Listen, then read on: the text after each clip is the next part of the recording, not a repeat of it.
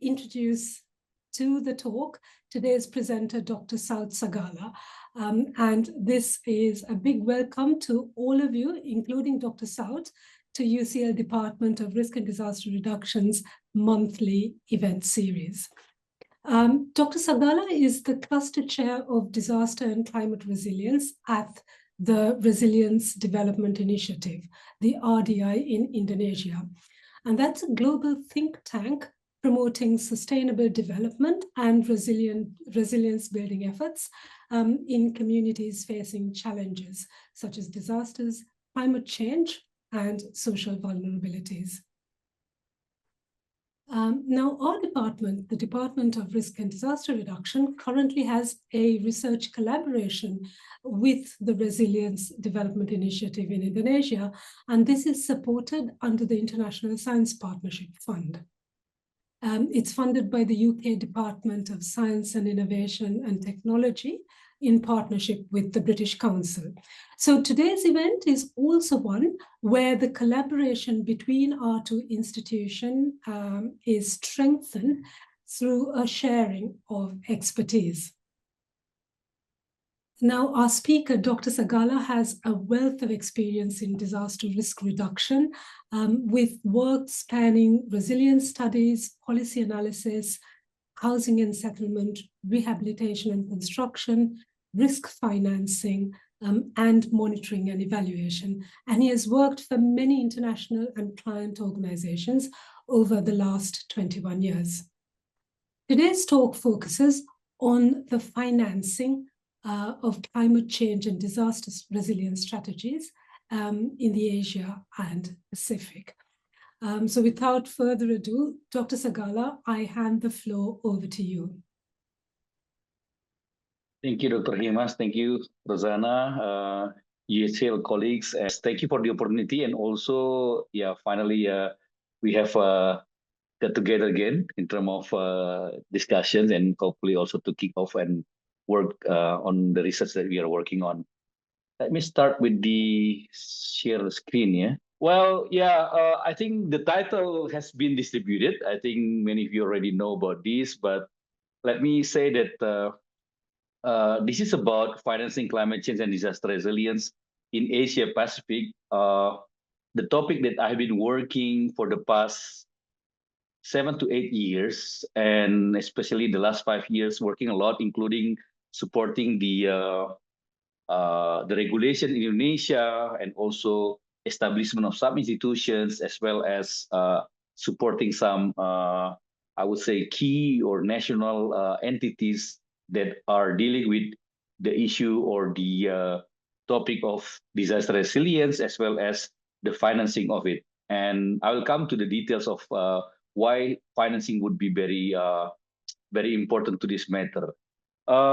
In fact, actually, I'm planning to do this little bit interactive way so that I can get the profile as well as how people react to this topic. So this will be the outline of this topic. So I'm going to talk about disaster and climate finance urgency in Asia Pacific, and where are we now, and how's going to be with the future. And I think this year going to be very interesting.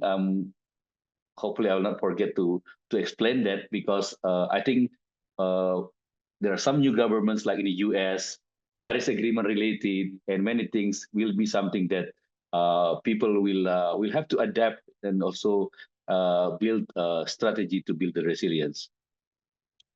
There's a Slido here. I asked my team from RDI to help me with this. I don't know if let's try to open this. Yes. Now on your screen, I think Rozana, you can also see it. There is a question like this: if a major flood were to occur in your city tomorrow, and how concerned are you about its financial impacts on you, your family, or your community? It shows something on my mobile phone. It's moving. You know, the score average is 4.4 now. I think it keeps coming with people putting that, and I cannot show it here, but you can see it on your phone. There is a score of 4.3, and I I can share the results later on.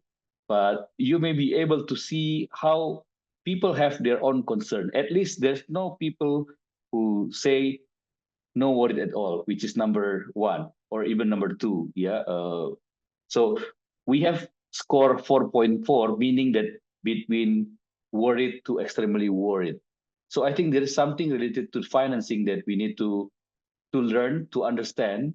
And when we talk about flooding, it's a quite general disaster that may happen or occur to the many cities in the world, not always in the global south, but also in other places. When we talk about disaster like flooding, it's almost every city can be flooded. And I think around last week there was also someone sending me about a picture of Sydney being flooded, or even New York last year, and so on and so forth. So this is very important.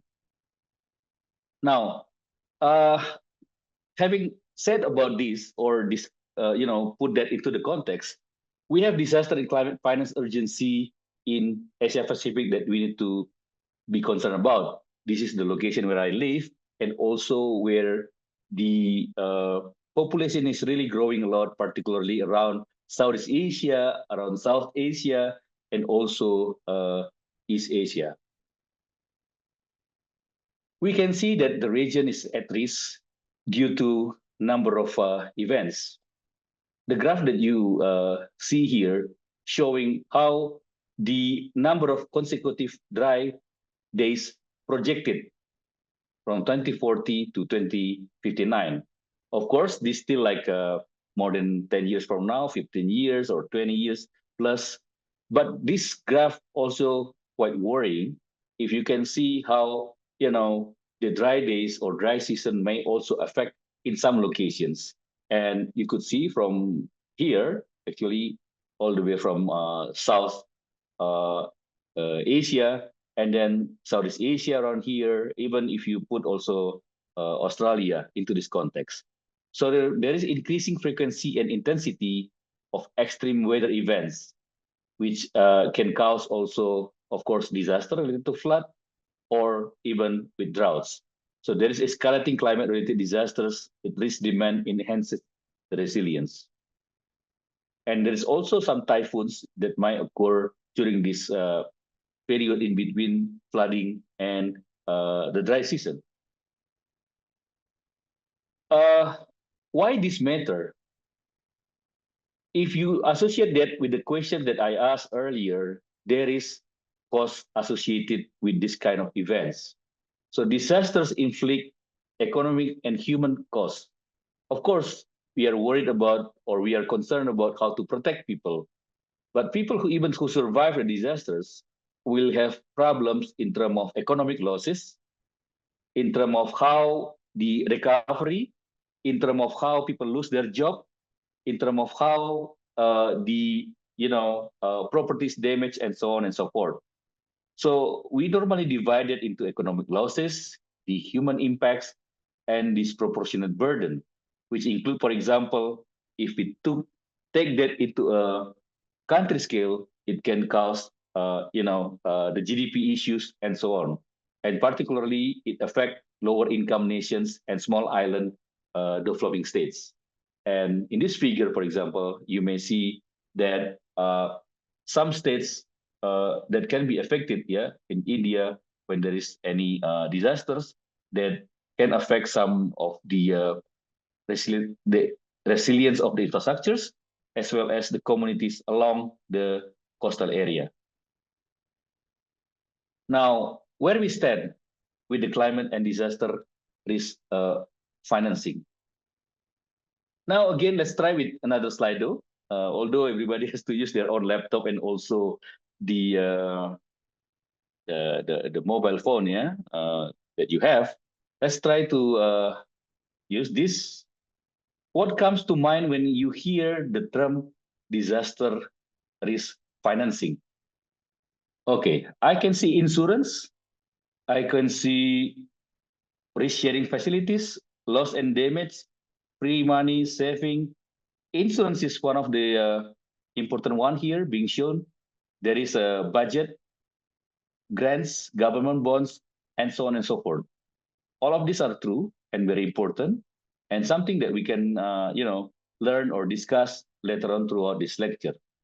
So there is international aid. This is very interesting. I mentioned earlier that just this year, I think around 2-3 weeks ago, the U.S. government decided not to ratify or leave the Paris Agreement. So meaning the commitment support on international aid, which is shown in this on my mobile phone now, it is something that will be affected. So the commitment to the World Health Organization, for example, the commitment to the climate-related disasters or even mitigation will be affected. So these are very important to us when we understand or we talk about disaster risk financing. So what are the details? Now, the disaster risk financing comes from sort of this kind of definition. So the quick overview is about that disaster risk finance. Of course, it's about money. It's a strategy that ensures money or budget allocation is available when a disaster happens. It aims to support the governments. So when we talk about governments, it's not only national government, but also local governments, businesses, and communities to recover faster. It's not about just having fun, but also to use the tools. And I'm going to talk about this later on, that using the right financial tools at the right time to reduce economic losses and speed up recovery. What I mentioned is that earlier about the Asia Pacific, there's no country that can, be free from disasters. Even a small country like Singapore, a couple of weeks ago, they were also affected by flooding. They need to be concerned about the sea level rise, the increase of sea level, and so on. And therefore, there is a need to have or even multiply tools, which is part of the strategy. So disaster risk financing is about the strategy. So what are the key principles about disaster risk finance? When there's any disasters, you understand that there is immediate needs, immediate, you have to access the money very quickly. So therefore, it's very important to have the access to the fund timely manner. So it's important to ensure that there is critical funds available. Sometimes some country already provide enough money for that, depending on the scale of disasters. But when the scale of disaster even bigger, it's difficult to have really enough money to do that. So you need to have other way to access the fund.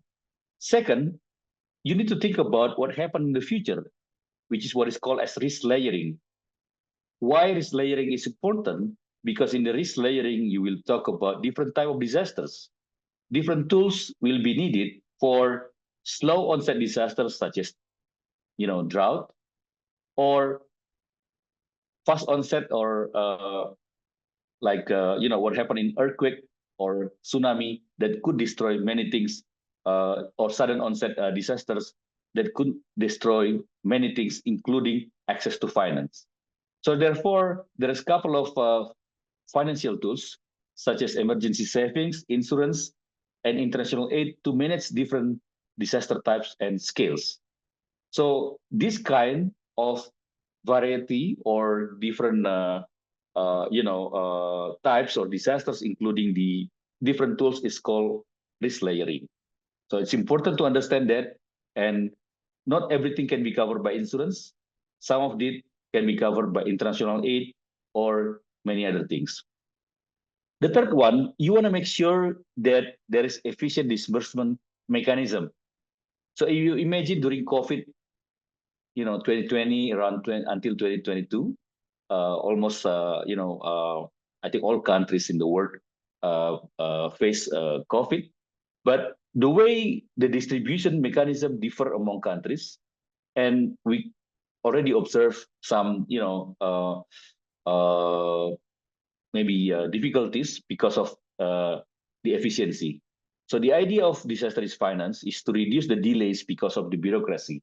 It will add to the existing budget that government has, But because of the nature of disaster, which is uncertain or uncertainty, it is important to have this kind of disaster risk finance to ensure that the fund can reach the affected community swiftly for effective response and recovery.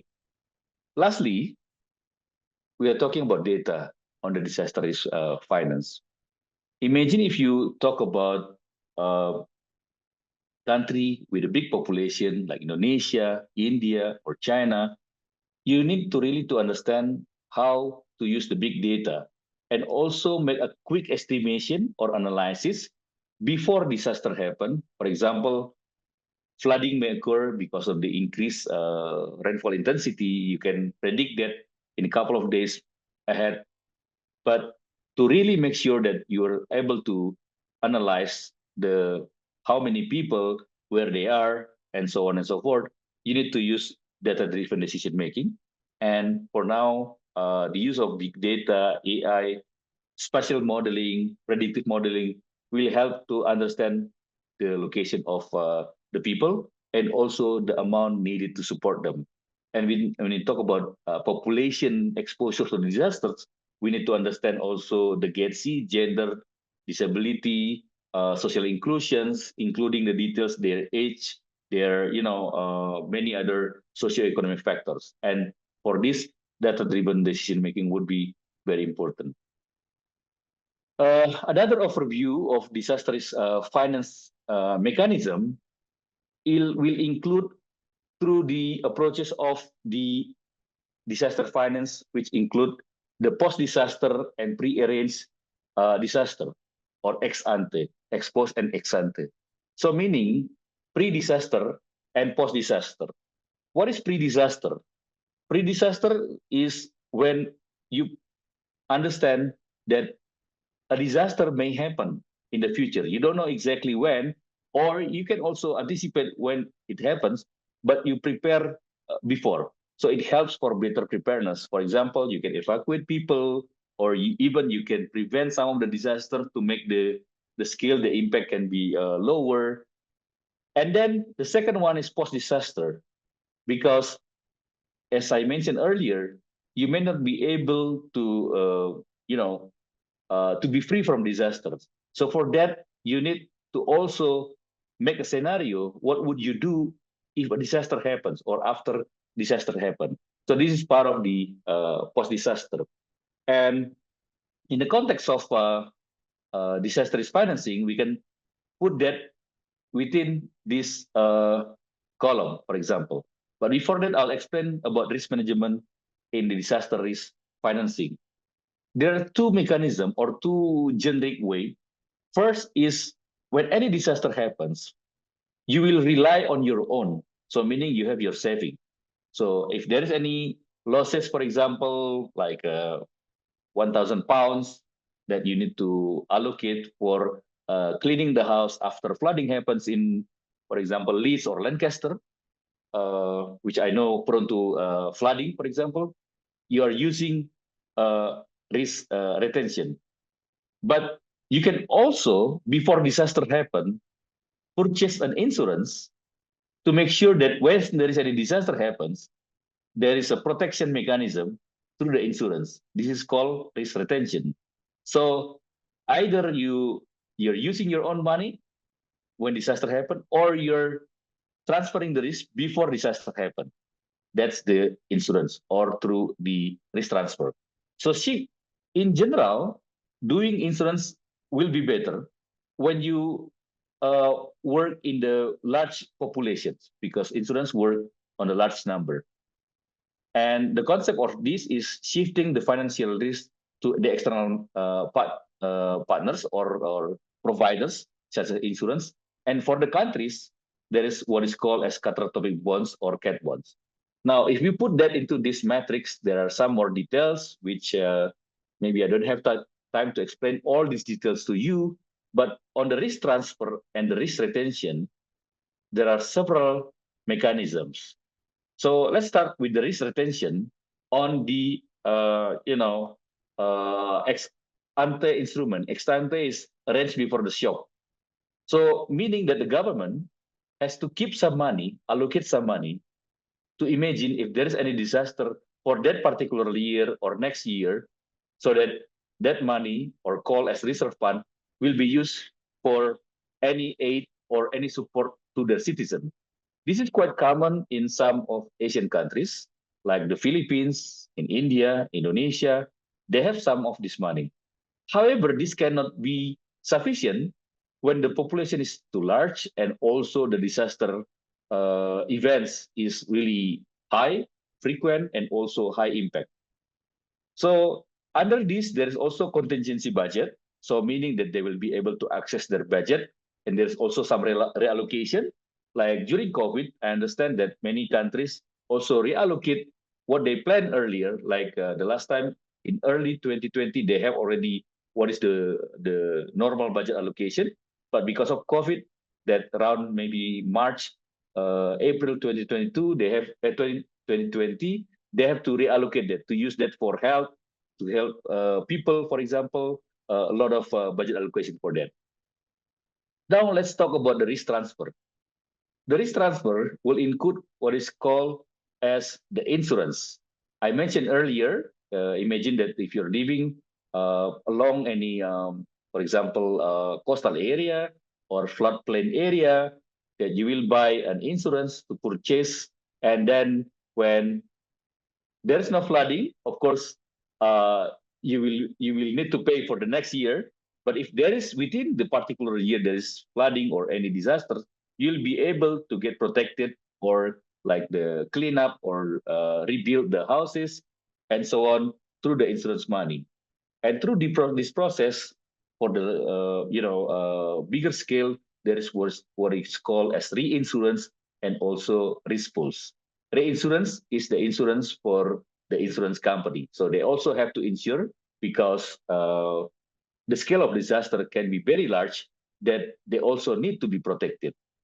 There are also some other details through catastrophic bond, which are going to be activated for different scale of disasters. But it's quite rare events. But in some scales, it also used by government to protect their particularly their government assets. For example, the public facilities, including bridge, including government buildings, and so on and so forth. There is also non-market risk transfer, like anticipatory action financing. And this is normally used or work together with the humanitarian aid. So the collaboration with the humanitarian agency, they will try to protect the people before that. But this is not yet widely used. There are some examples on that, but in some countries, it's not really used yet. The ex-post instrument is, I think, quite straightforward. When there is any disaster happen, for the risk retention, there is support from the government through the credit, through the budget reallocations, to the supplementary budgets, and so on. Whereas in the ex-post instruments, for the market base, they use the money that is provided by the insurance and also through the international grants, involvement of private sectors, and so on and so forth. This is another details on that, which I explained. And through, for example, the aid from other countries or charities, the support through market-based instrument, ex ante, and so on. And this normally through the parametric way to include how the insurance will be activated. For example, in the context of climate change, which normally associated with flooding, it can be triggered with the rainfall intensity. For example, higher than 100 millimeter in the particular time, it will trigger the activation of insurance. In other case, there's also insurance which use the indemnity insurance, which cover based on the percentage of losses. If the losses is more than, for example, 60% or 70% of the total value, it will trigger the the release of the fund from the insurance company. And then the lending and also budgetary instruments, lending, I didn't mention earlier, but in some countries, because of the needs, they need to access lending instruments. Now, in the context of Indonesia, I'd like to use a case study here. So, Indonesia is the second most disaster-prone country globally. What is number one? Number one is the next to Indonesia is the Philippines. So in the context of Indonesia, we have like 90% of population exposed to various hazards. So meaning that we have different vulnerability, of course, in the country, but I can say that you go anywhere, there can be variety of disasters. But that's not necessarily that when you come to Indonesia, you will experience disasters. No, but this is just accumulative or total number. In the context of Indonesia, we have the government adopted risk layering approach. Remember, I mentioned about this earlier about the risk layering with four main layers. We use what is called with the events, the everyday events, moderate events, major events, and catastrophic events. And we use in this graph, you can see that from the scale, the impact of the disaster. So if there is any disaster such as earthquake with magnitude over 7.5 or even 8, it can create large scale disaster. But on the opposite of that, flooding that maybe lasts less than 1 hour, it will not create a lot of impacts. Or it's with longer, it can create bigger impacts. And the same with the frequency. The more the disaster or the more disaster happen, of course, it can create higher, and then the impact normally will be higher. But with the lower frequency, it may or may not.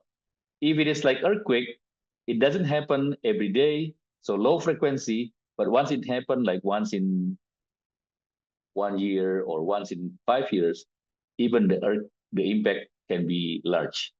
In the context of how we address this, we use what is called the risk transfer, as mentioned earlier, and also the retention. The risk retention, there is a contingency loan, pooling fund. We have what is called now state budget allocation. There's also risk transfer through household insurance. The one that I mentioned about flooding in the previous example is about household insurance. There's also state state asset or state property insurance, like protection of the buildings, facilities, public facilities, maybe hospitals, maybe government buildings, and so on. But there's also for catastrophic insurance when the scale of disaster is really large, that this kind of insurance will protect them. And there is also a residual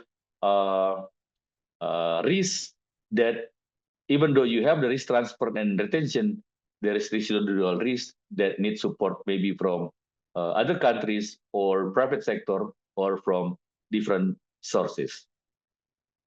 Now, we have what is Indonesia Disaster and Climate Finance as a case study.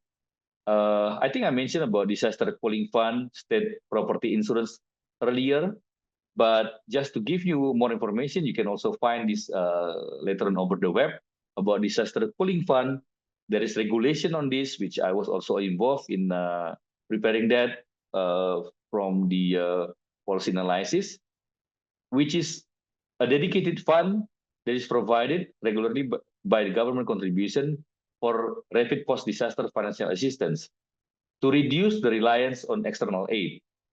I think I mentioned earlier there is a aid in one of the when you have risk transfer, you have the risk retention, you need to have aid. And disaster pooling fund is trying to fill this gap. But for this, you need to have a dedicated amount of money that can be allocated or that can be used as the pooling fund.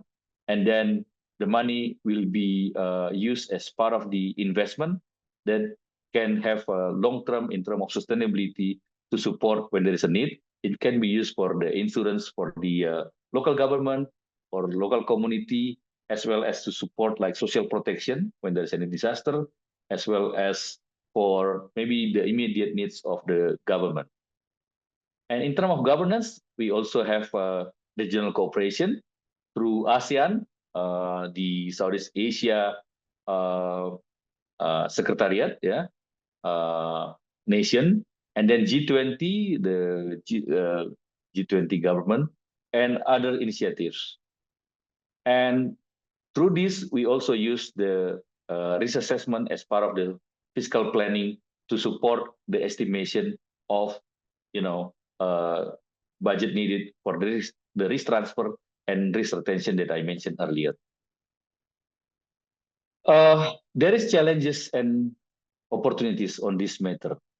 I think what is quite common because we are talking about, a big structure of the government, coordination across the policy making is a challenge. You can find more detailed information, try to understand about this, put in the, for example, in the search engine, Google Scholar, try to understand these details. It's quite common in many countries as well, coordination across the policy making. Because when you talk about disaster, there are many stakeholders may be involved from the planning, from the response, from the disaster recovery, including the public works and so on and so forth, including the meteorological agency, including the earthquake analysis agency, and so on and so forth. Now, the challenge again also how to connect to use the index. Imagine if you have various type of disasters, how you will use and connect with the information that potential disaster or losses may happen. I give an example earlier about the flooding, particular flooding like 100 millimeter above for a particular time.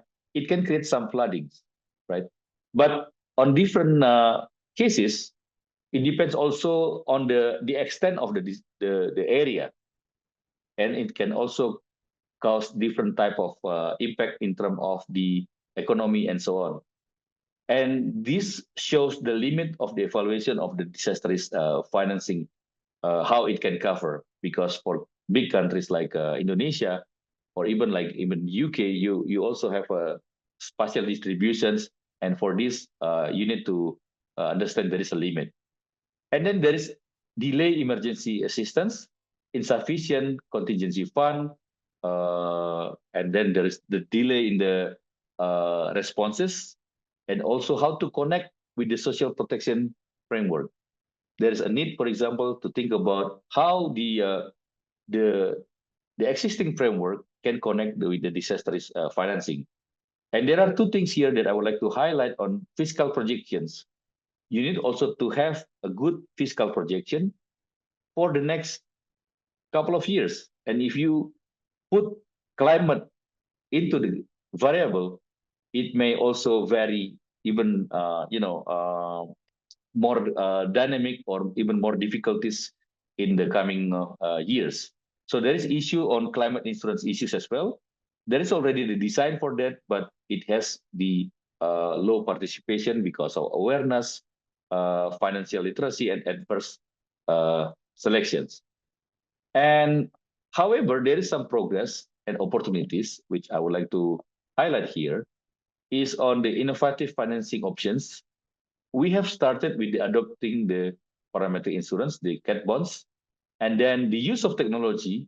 I think some of these also thanks to COVID that it increased the use of mobile phone, for example. So the penetration related to the how people can access the information have been increasing, and then the use of adaptive social protections. So the past 4 or 5 years, we are working a lot on adaptive social protections, which also happen globally. And finally, on the public-private partnership and community-based disaster risk financing. So how funding from private can help if they can connect with their own business process. Let me give you an example. Private partnership with public happen in catchment area, the river basin area, because people need the water, and then the private company also need the water. So with the common needs about the water, they protect the upstream area, protecting the forest, planting the trees, because, for example, company related to water, they will need to have the water continue sustainable and with good quality. And same with the people in the downstream area. So that kind of partnership happen in some of the river basins in Indonesia. Now, at regional level, I would like to draw your attention to two regional activity. One is SEADRIFT, the Southeast Asia Disaster Risk Finance Insurance Facility. It is a regional platform that helps Southeast Asian government. It has been applied in some of the countries, not all, but at least in terms of sharing initiative, it's there. It happened already applied like in Laos along the Mekong River. So when there is an increase of Mekong River causing flooding to the agriculture area, they could access the insurance money. And then there's also in the small island Pacific Catastrophic Risk Insurance Company. I remember maybe a couple of months ago, or maybe around December, there was some disasters such as earthquake also in Pacific, and they were able to access some money to help the communities and so on.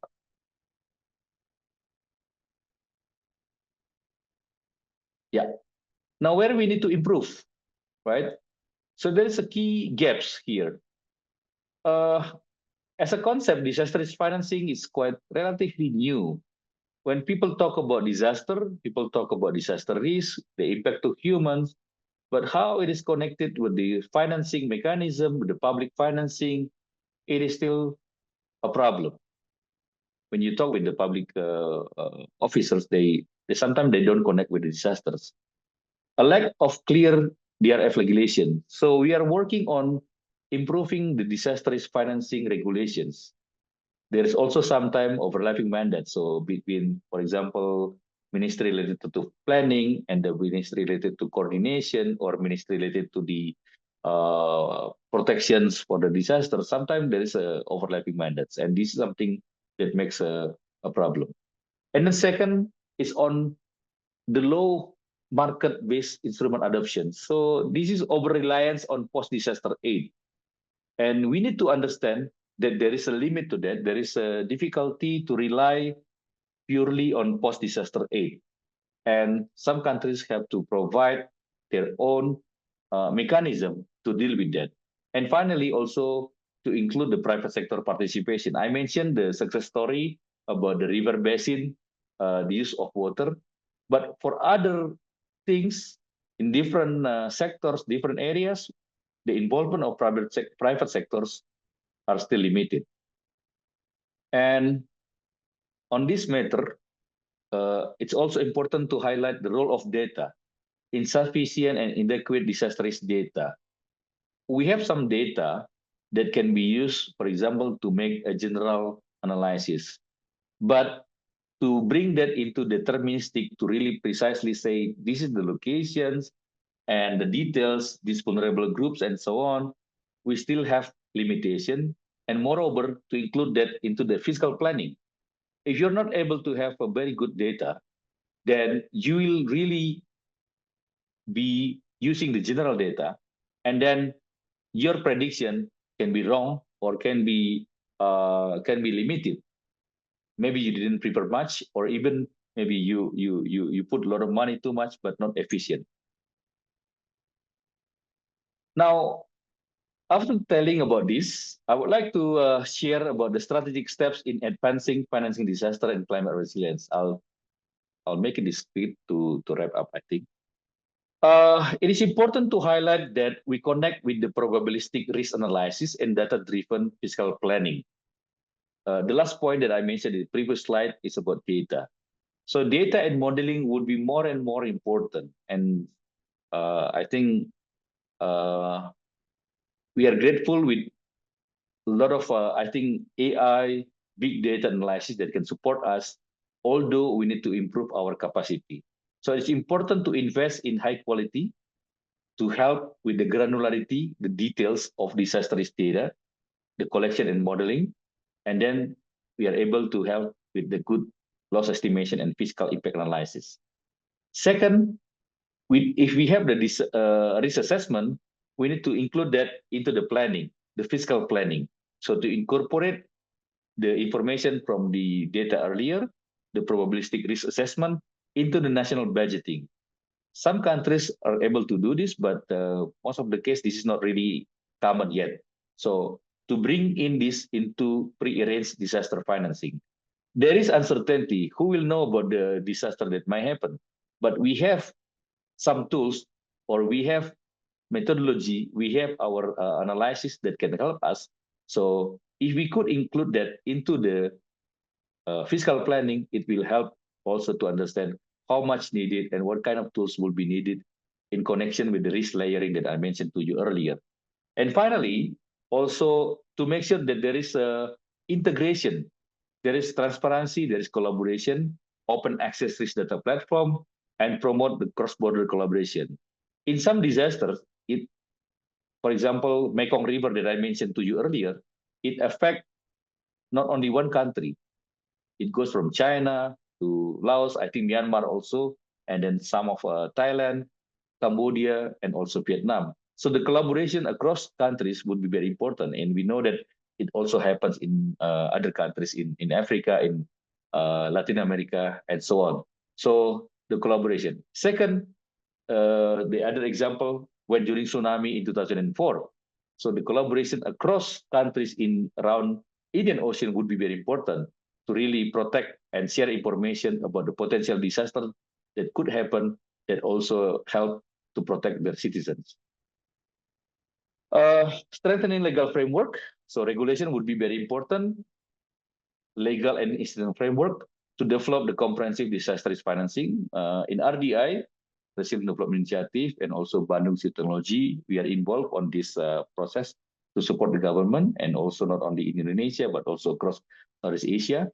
And then let's not forget subnational levels, local government, because they also need to have their own regulations to make sure that budget allocation and also the standard operating procedure will be needed. And I think I mentioned earlier about the regional collaboration, but this one is on the risk pooling and knowledge sharing through regional and international platform. Scaling up the market-based risk financing and private sector engagement would be very important, particularly the role of private sectors, the use of insurance market, because when we talk about insurance market, it also can be related globally. So meaning the prime, the use of money can be used because of the big number to protect people across the globe as well, and also to incentivize the private sector participations, such as financial sectors, banks, investors, and so on, as part of the risk pooling and so on. Now, I think to conclude, I would like to invite you again to maybe open your laptop or your gadget. What will be the actions urgently needed to secure funding for disaster and climate resilience? Maybe let's try to use this. I think it's active. You can use it again. I see people answering insurance, risk communication, risk insurance, government awareness of climate change. We need more on data collection, great, dynamic exposure and better hazard models, strengthen participations of governments and private sectors, and fossil fuel subsidies. It's very important, interesting. Defense spending, illicit financial flows and corruptions, government buy-in, PPP, public-private partnership. There is information accessible for people to use to understand the importance of this and improve resources and so on. Okay, I think we have that, and each of you can see it. Let me stop here, Rozana, and over to you if we continue with Q&A or others. Over. Thank you very much, Saut, for handling, as is noted in the chat as well, for handling a really challenging, interesting topic interactively. We are much obliged. There are some questions. So we have 5 questions. I'll just randomly pick one of them. So Islam asks, in in public-private partnerships as a financing model, how can we support grassroots organizations? Well, in the grassroots organizations, of course, you need to, I would say, understand the risk in the community particularly. And then, for example, if you can come up with, for example, flooding, then put that into the risk layering context, and then potential disaster that could happen. And then second, seeing that if you talk about, is it public-private partnership? Yes. If it is public-private partnership, try to connect with the private sector, with the business sector also affected by that particular disaster. I mentioned about water earlier. So when the business sector can connect with that, there is a motivation that can connect, and it can be an entry point. But of course, it is easier said than done. But what I would like to say that, selecting the common interest would be a good way of starting the, I would say, engagement. Exactly, and I think there's some research that we do at RDR as well, where that connection happens through using household survey data, for example, and incorporating that in larger models. And I think UNDP has done some exciting work as well in incorporating perceptions into that mobile app that you were talking about. And correct. Another question that we have is, what was methodology of disaster insurance? What was the methodology of disaster insurance for red zones and green bond?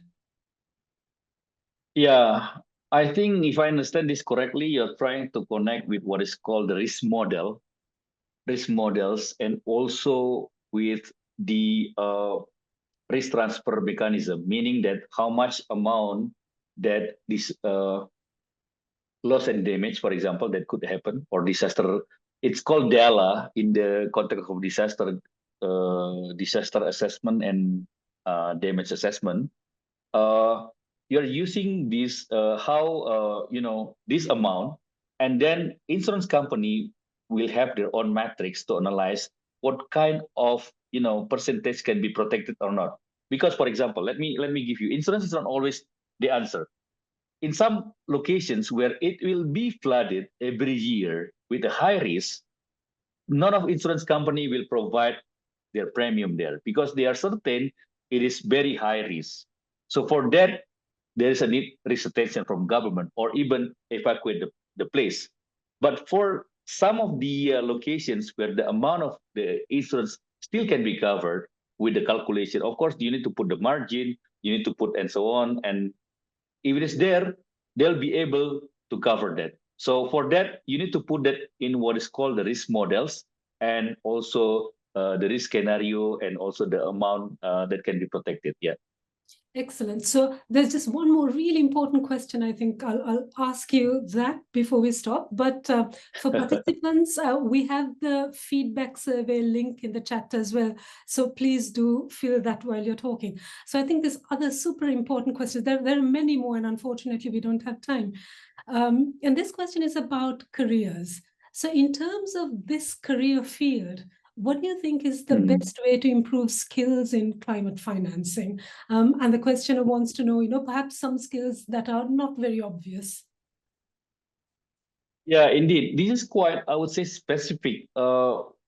Basically, this is interdiscipline of understanding economy, understanding risk from, for example, people in the geography background, because you have, you do calculation like risk, but you need to mix that with economy. I did invest my time learning about this.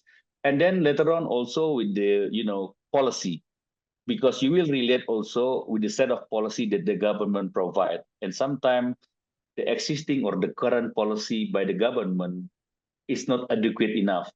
So for example, in Indonesian case, we have the policy related to pooling fund that was released in 2021, but we need also the more detailed regulation on that.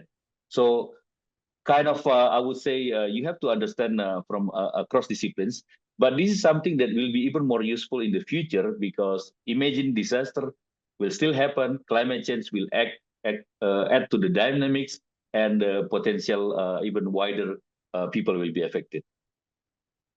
Fantastic. So there are other questions in the chat, including a request for kindly sharing your slides.